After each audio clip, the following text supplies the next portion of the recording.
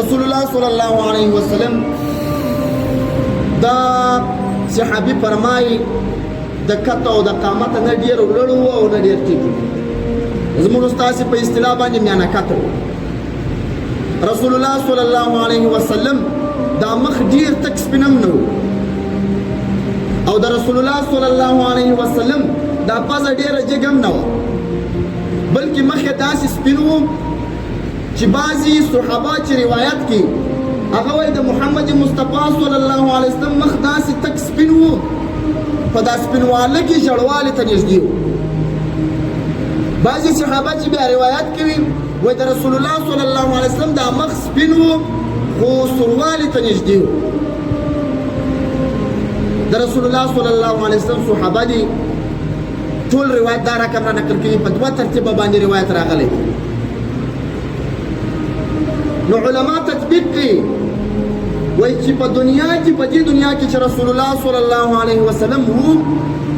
د رسول الله صلی الله علیه وسلم دا مخ مبارک سور وو سپین وو د سره طرف ته مائل وو کله چې ورځ د حشرګاه راسي او د قیامت ورځ راسي بیا به محمد مصطفی صلی الله علیه وسلم د حشرګاه پر میدان چې ولاړ وي مخ به سپین وي د ژړ طرف ته باندې مائل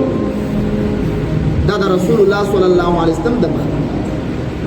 د رسول الله صلی الله علیه وسلم سترګې غټې ښایستې سترګې وې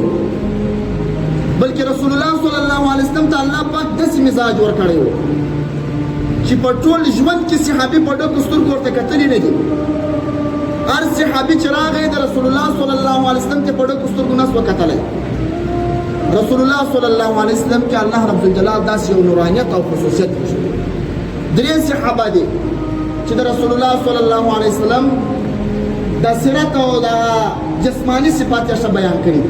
هغه صحابه دي چې کوچني د رسول الله صلی الله علیه وسلم سره رالویان شوي او عمر د رسول الله صلی الله علیه وسلم سره تیر کړی دی تر هغو صحابه و ما سوا په مشرانو صحابه و کې به چا دغه د سیرت چې د رسول الله صلی الله علیه وسلم مخداره کا مسترګدار چا د ډیر نه بیان کړي ولی رسول الله صلی الله علیه وسلم ته چا په ډکو سترګو کتای نه سو رسول الله صلی الله علیه وسلم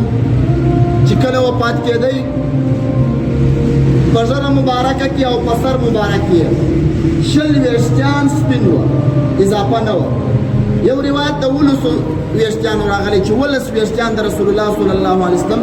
په ژړه مبارکه کې سپین وه یو روایت د شلو راغلی دی تر شلو فوق روایت چا نه دی کړی هغه ما صحابي فرمایي چې کله به رسول الله صلی الله علیه وسلم د ژړه مبارکه غوړه کړه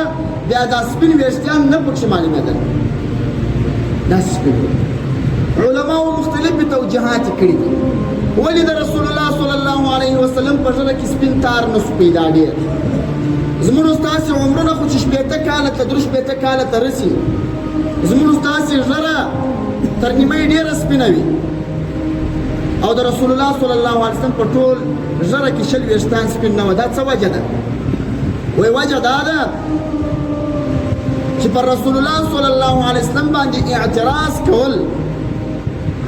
دا سړی د ایمانه بې ایمانه کوي نو د اعتراض د رسول الله صلی الله علیه وسلم د ژړې سره څه مقصد دا دی زنانه د رسول الله صلی الله علیه وسلم بیبیانې ډېرې وې نه دانې بیبیانې یې درلودې او د زنانه او د ښځې طبیعت دا وي چې د سپین ویښته څخه دا ډېره ښه نه وړي ښځه د الله رب الجلال حکمت پکې دا و چې د رسول الله صلی الله علیه وسلم په ژړه کې سپین تارونه ډېر نه کړه پیدا چې نابایده چې د دې زوجاتو مطهراتو چې زموږ ستاسې مندې دي دا پر رسول الله صلی الله علیه وسلم باندې اعتراض ونه کړي که پر رسول الله صلی الله علیه وسلم باندې اعتراض وکړي د ایمانه بې ایمانه کېږي زموږ فقها او اسلاف لیکي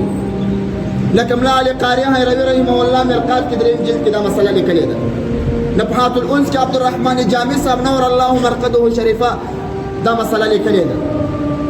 انوار القدسیه کې امام شعرانی رحمه الله لیکلي دي چې پر یو کامل ولی الله باندې اعتراض کول یا پر خپل پیر او مرشد باندې اعتراض کول کم په یو ذات چې تا ته را روان هغه درته بندېږي چې د کامل ولی الله په اعتراض باندې د سړي څخه الهي په یو ذات بندېږي ملا علي قاري رحمه الله فرمایي